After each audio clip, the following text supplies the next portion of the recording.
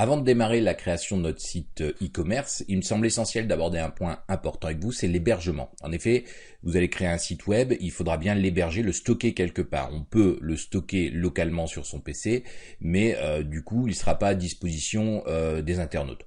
Donc le but maintenant est de vous montrer un petit peu comment tout ça fonctionne, les solutions qui existent, les solutions gratuites ou payantes, je vais les aborder avec vous. Alors, on démarre tout de suite.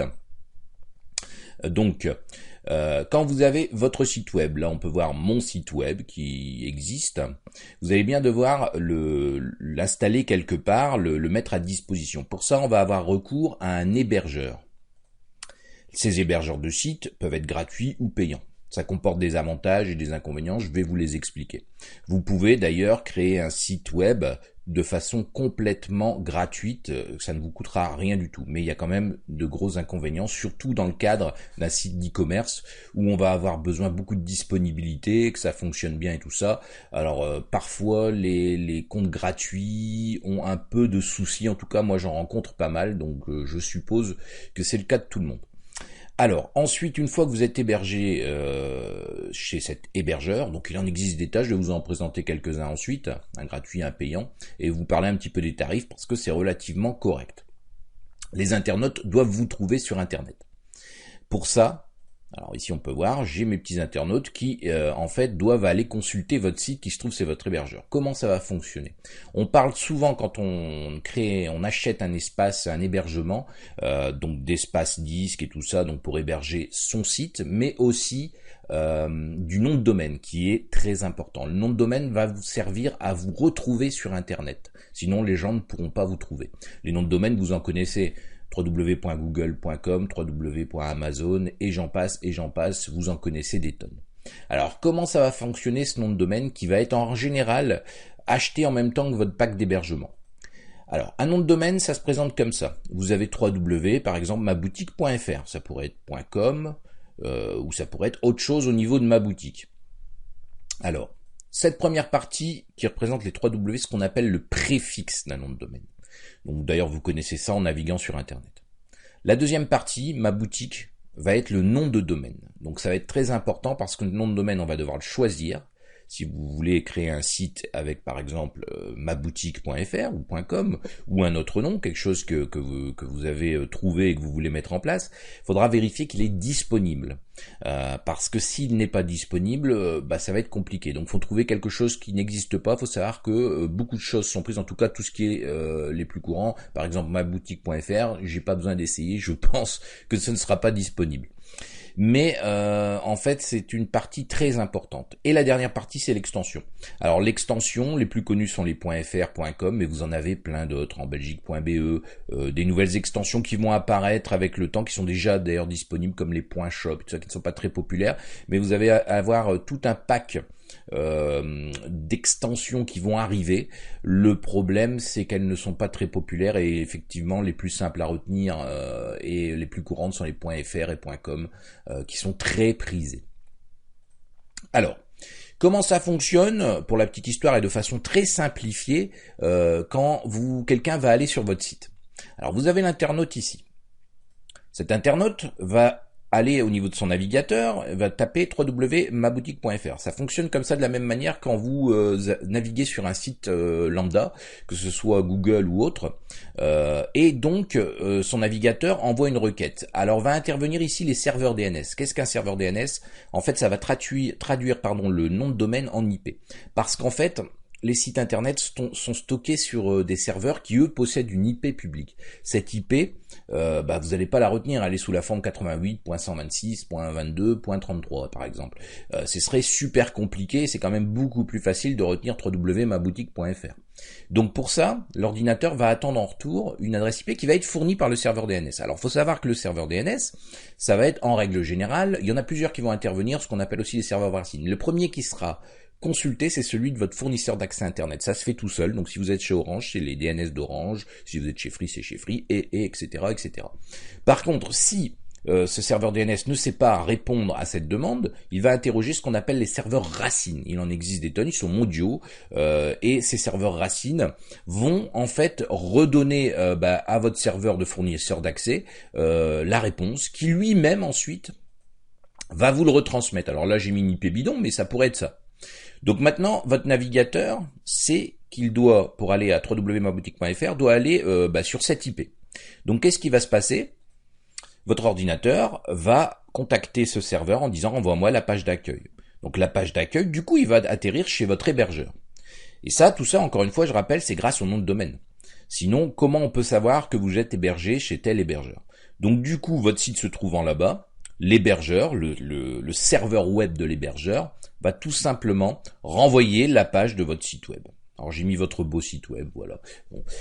Donc voilà comment fonctionne en fait tout simplement les requêtes en fait pour aller trouver votre site web. Et donc ce qui est très important de bien comprendre, c'est que vous allez devoir acheter ou utiliser un nom de domaine gratuit, un hébergement. En fait, le pack va avec. Si vous prenez un hébergement gratuit, vous aurez un nom de domaine gratuit qui va être un gros inconvénient parce que vous allez voir que l'extension du coup sera vraiment quelque chose qui va pas ressembler à quelque chose de commun, qui fait pas professionnel. Par exemple, chez Hostinger avec des comptes gratuits, vous allez avoir le choix pour plusieurs extensions, dont une qui est le .16mb.com.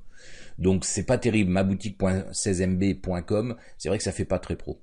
Alors, on va maintenant regarder un petit peu qu'est-ce que on peut faire au niveau des hébergements internet. Alors, ici, vous avez OVH, qui est assez connu. J'ai pris OVH, mais il en existe des tonnes. Il y a One and One, voilà, donc parmi les plus sérieux, en France en tout cas, qui sont connus. Et donc là, vous allez devoir héberger votre site web. Ça, c'est la solution payante. Alors, attention, quand je dis payante, vous allez voir que les tarifs sont pas énormes. Donc si on fait dans web hosting, ici, on a plusieurs possibilités, dont les noms de domaine, et on a surtout l'hébergement web et site. Et là, on peut voir que ça coûte 2,99 hors taxe par mois. Ce qui fait une trentaine d'euros, enfin un peu plus de 30 euros TTC, donc ce qui est vraiment pas énorme. Donc si je clique dessus, on devrait avoir accès aux tarifs. Alors, on peut voir ici qu'on a beaucoup de possibilités qui vont de 1,49€, donc 1,79€ TTC par mois, donc ce qui fait même pas 20 euros, 17,90 donc sur 12 mois, par contre, ça fera une vingtaine d'euros, un peu moins.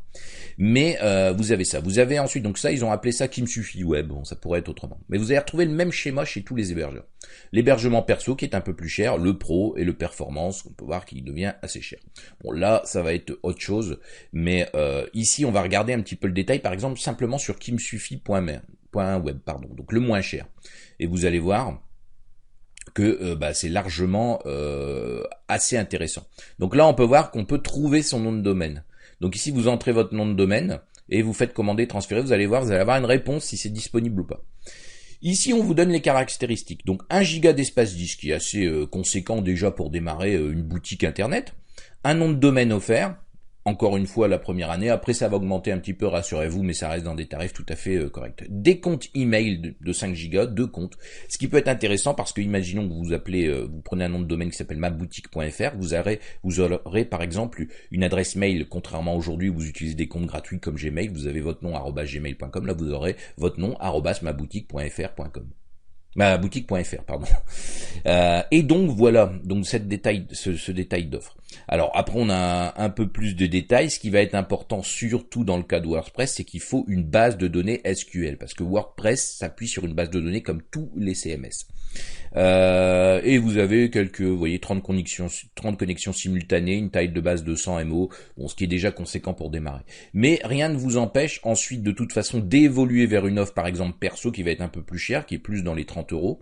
Et là on peut voir qu'on va avoir quoi? Bon, à peu près les mêmes caractéristiques, sauf qu'on a un trafic illimité. Et ici, on a donc du multisite, de l'espace distant, on l'a vu, des options boost qui ne sont pas comprises. Module un clic conseillé, c'est WordPress justement. Alors vous allez voir que vous allez retrouver WordPress dans beaucoup de choses parce que WordPress est très populaire et donc module un clic, c'est quoi? C'est pratiquement chez tous les hébergeurs. Vous allez pouvoir installer WordPress simplement dans votre panneau de gestion de votre hébergement et vous allez cliquer et WordPress va s'installer tout seul. Vous aurez que quelques paramètres à rentrer. Donc c'est super simple à installer dans ces cas-là. Nous, on va voir comment l'installer, on va dire entre guillemets manuellement, mais on va voir les deux méthodes. Mais vous allez voir que c'est pas bien compliqué, il est toujours intéressant de le savoir. Donc voilà, et ici, vous pouvez ici, par exemple, nombre de visiteurs simultanés 75, trafic mensuel illimité. Bon voilà. Évidemment, Ensuite, si vous avez un site qui prend beaucoup d'envergure et ce que je vous souhaite, et vous vendez beaucoup et qu'il y a beaucoup de visites, il faudra passer vers des hébergements un peu plus professionnels. Mais à partir du moment où vous avez du trafic, où vous vendez, en théorie, c'est pas les 5,99 € par mois qui vont être un gros problème. Alors, vous avez aussi des hébergements gratuits. Ici, je vous montre simplement Hostinger, qui lui va vous permettre d'avoir un compte. Il fait du payant et du gratuit. Mais l'avantage, déjà pour démarrer, ça peut être sympa. Donc on va voir un petit peu ce qu'il propose au niveau gratuit. On va essayer de cliquer sur hébergement illimité. Voilà, on peut voir ici le détail. Donc le parti gratuit. Vous avez un enregistrement de domaine gratuit, non. C'est-à-dire que là, comme je vous le disais, vous allez devoir choisir une extension qui est mise à disposition par Hostinger, qui va être un petit peu exotique et qui va pas être très jolie, mais c'est comme ça. L'espace disque, 2000 MO, donc assez conséquent. La bande passante 100 Go, le nombre de sites web 3, bon, les constructeurs, ça c'est vous allez retrouver ça chez pas mal d'hébergeurs, qu'ils soient gratuits ou payants. D'ailleurs chez OVH, je pense que ça existe aussi. Ça vous permet de faire un site web aussi de manière automatisée, sans vraiment coder, en vous servant de template, c'est-à-dire des modèles existants. Et vous avez des installateurs automatiques 50, ce qui veut dire que justement dedans on va retrouver WordPress, les connaissants, de toute façon je connais, mais vous n'allez pas avoir que ça, vous allez avoir des installeurs de forums, des outils qui peuvent être complémentaires, mais attention, par exemple un forum PHPB, un site WordPress ou autre utilise une base de données. Alors, faut savoir, par exemple chez OVH, vous n'aviez qu'une seule base de données. Alors là, je sais pas si c'est indiqué, je pense que c'est indiqué plus bas, mais il me semble qu'ils en mettent deux, voilà, deux bases SQL, donc ça vous permet d'utiliser ça. Comme on va utiliser de l'auto-install et on va pas faire ça trop manuellement, on va devoir utiliser une base de données à chaque fois dédiée, par exemple à WordPress et à PHPB. C'est un forum PHPBB qui vous permet par exemple de faire un forum. Enfin, il y a des possibilités, vous pouvez d'ailleurs utiliser des plugins, des choses comme ça. Dans WordPress, vous allez voir qu'on n'est pas forcément obligé d'utiliser ça, mais je tenais à quand même à un petit peu présenter tout ça. Donc vous avez ici tout un tas de caractéristiques qui ne vont pas tellement vous intéresser, mais qui sont bons de savoir. Donc vous pouvez voir que de toute façon, si vous passez ici sur une formule, par exemple, Premium, vous passez ici à 2,99, alors ils m'ont mis MO, ouais d'accord, mais c'est par mois, pardon, excusez-moi. Et ici, vous avez des caractéristiques illimitées. On va retrouver un petit peu ce qu'on trouve. On va avoir un rapport un petit peu avec le payant chez OVH, mais là vous êtes chez Hostinger et je pense, parce que vous avez quand même, moi qui utilise un petit peu Hostinger pour développer des sites web gratuitement, on se rend compte que c'est quand même assez limité.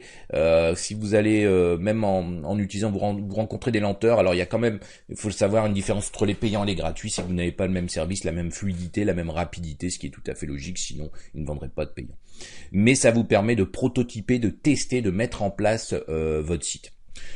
Vous avez des emails aussi, enfin vous avez un tas de choses, du support évidemment, au cas où vous êtes bloqué, ce qui peut être intéressant parce qu'effectivement on peut être bloqué parfois sur quelque chose et le support de votre hébergeur est assez important, d'où l'importance vraiment de prendre un hébergeur connu, genre je vous dis OVH, One and One, des choses, et en France si vous ne maîtrisez pas la langue de Shakespeare, c'est quand même un petit peu mieux. Donc voilà. Donc voilà pour tout ce qui est un petit peu l'hébergement. J'espère que vous avez bien compris le principe. Il est vraiment obligatoire de passer par un hébergeur. Dans notre cas ici, je vais vous montrer comment installer par exemple chez Hostinger sur un compte gratuit WordPress. Ça fonctionnera de la même manière. Vous pouvez utiliser cette méthode ou utiliser plutôt quelque chose. Moi je vais, dans le but de ce cours, je vais l'installer sur ma machine. Je vais utiliser ce qu'on appelle un serveur local. Je vous présenterai comment ça marche aussi. C'est très simple. L'inconvénient c'est pour travailler chez vous, parce que personne pourra joindre votre site de l'extérieur tant qu'il n'est pas hébergé. C'est pas impossible, mais c'est vraiment pas conseillé parce que votre connexion internet et tout ça risque de saturer. Mais on pourrait héberger aussi soi-même son propre site. Ça fonctionnerait exactement de la même manière, mais encore une fois vous aurez des petits soucis de bande passante. Il faut vraiment avoir une bonne connexion internet. De ce fait là, moi je vais travailler en local sur WordPress et le site d'e-commerce avec vous pour justement avoir une certaine fluidité, une certaine rapidité, et on va avoir les mêmes caractéristiques. Donc je vous donne rendez-vous dans la prochaine vidéo. On va voir les différentes façons d'installer WordPress, surtout aussi la différence avec, et je vais attaquer par là, avec le site wordpress.com et WordPress.org. Vous allez voir que ce sont deux choses différentes et on va tout de suite, je vais vous faire une petite démo tout de suite de WordPress. Et on va voir ce que ça donne et on en discute. Vous allez comprendre pourquoi il ne faut pas utiliser certaines méthodes plutôt que d'autres.